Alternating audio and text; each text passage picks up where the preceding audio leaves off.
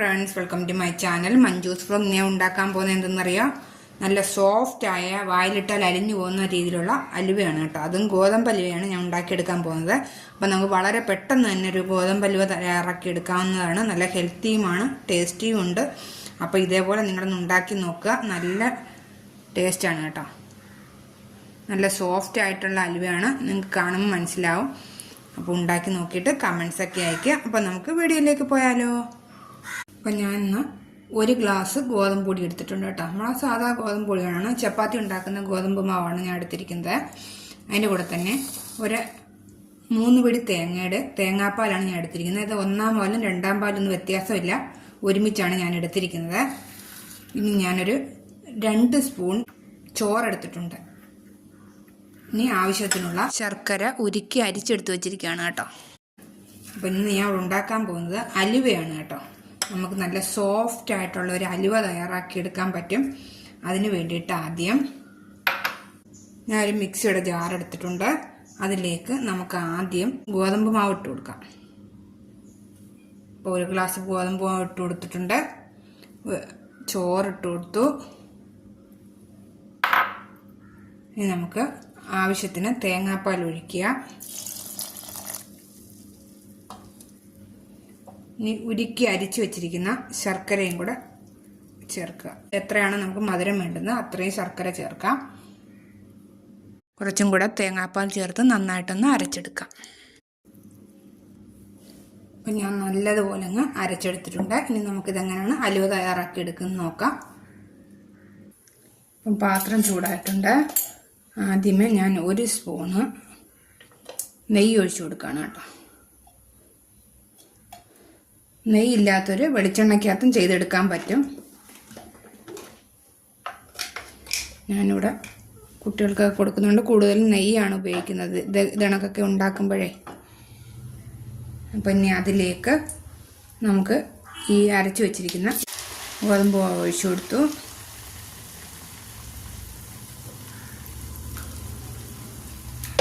ഇനി നമുക്ക് നന്നായിട്ടൊന്ന് ഇളക്കി കൊടുത്തുകൊണ്ടേയിരിക്കണം. ചെറിയ തീയിലിട്ടിട്ട് നല്ല രീതിയിലൊന്ന് ഇളക്കി കൊടുത്തുകൊണ്ടേയിരിക്കാം.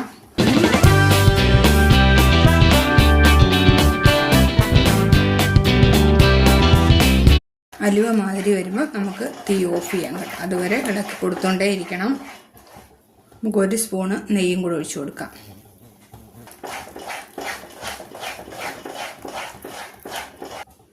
ഇനി നമുക്കതിലേക്ക് 1/2 സ്പൂൺ ഏലക്കാപ്പൊടിയും കൂടി ഇട്ട് കൊടുക്കാം.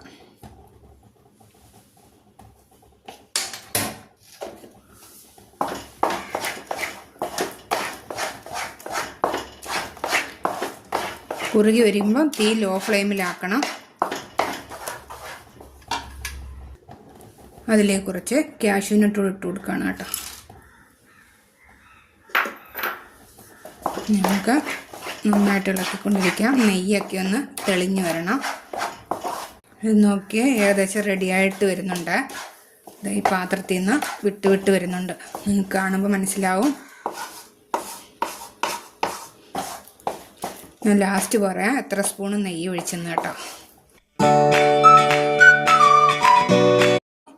5 സ്പൂണ് നെയ്യാണ് ഒഴിച്ചു കൊടുത്തിരിക്കുന്നത്. നിങ്ങൾക്ക് വേണമെങ്കിൽ പകുതി നെയ്യും പകുതി വെളിച്ചെണ്ണയും കൂടെ ഒഴിച്ചു കൊടുക്കാവുന്നതാണ്. വെളിച്ചെണ്ണ മാത്രം ചേർത്തും ഇതേപോലെ ഗോതമ്പ് അലുവ ഉണ്ടാക്കിയെടുക്കാൻ പറ്റും. റെഡി ആയിട്ടുണ്ട്. നെയ്യൊക്കെ തെളിഞ്ഞു വന്നിട്ടുണ്ട്. നമുക്ക് കാണുമ്പോൾ മനസ്സിലാവും. ഇതുണ്ട്, ഞാൻ മൊത്തം ഇത് 5 സ്പൂൺ നെയ്യേ ഒഴിച്ചിട്ടുള്ളൂ കേട്ടോ. നെയ്യൊക്കെ തെളിഞ്ഞു വന്നിട്ടുണ്ട്. അപ്പോൾ റെഡി ആയിട്ടുണ്ട്. നമുക്കിതൊരു പാത്രത്തിലേക്ക് മാറ്റാം. ഞാൻ ഇതിലേക്ക് ഇട്ട് കൊടുക്കുകയാണ്. നമുക്ക് പെട്ടെന്ന് അലുവ വേണമെങ്കിൽ ഇതേപോലെ ഉണ്ടാക്കി എടുത്താൽ മതി കേട്ടോ. ഗോതമ്പാകുമ്പോൾ എളുപ്പം നമുക്ക് ഉണ്ടാക്കിയെടുക്കാൻ പറ്റും. അപ്പം ഞാൻ ഇതിലേക്ക് ഇട്ടിട്ടുണ്ട്. ഇനി നമുക്ക് കറക്റ്റിന് നമുക്കൊന്ന് പരത്തിയെടുക്കാം.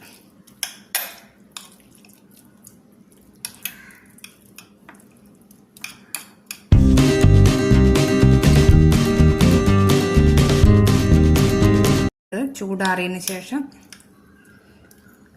നമുക്കൊന്ന് കട്ട് ചെയ്തെടുക്കാം. അപ്പോൾ നമുക്ക് ചൂടാറുന്നിടം വരെ വെയിറ്റ് ചെയ്യാം. അപ്പോൾ നമ്മുടെ ഗോതമ്പ് അലുവ റെഡി ആയിട്ടുണ്ട്. നമുക്കിതൊരു പാത്രത്തിലേക്ക് മാറ്റാം. അപ്പം ഞാനൊരു പാത്രം എടുത്തിട്ടുണ്ട്, അതിലേക്ക്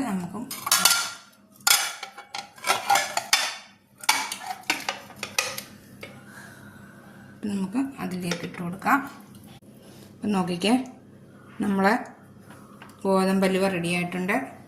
നമുക്കിത് കട്ട് ചെയ്തെടുക്കാം.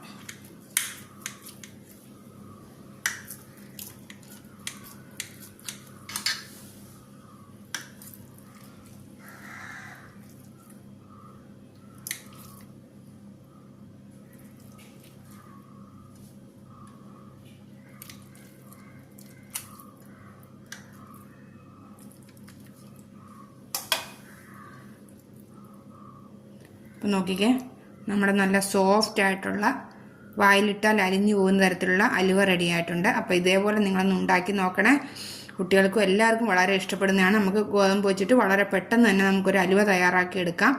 അപ്പോൾ ഇതേപോലെ നിങ്ങളൊന്ന് ഉണ്ടാക്കി നോക്കുക. ഉണ്ടാക്കി നോക്കിയിട്ട് ലൈക്ക്, ഷെയർ, സബ്സ്ക്രൈബ്, കമൻസ് ഒക്കെ അയയ്ക്കുക.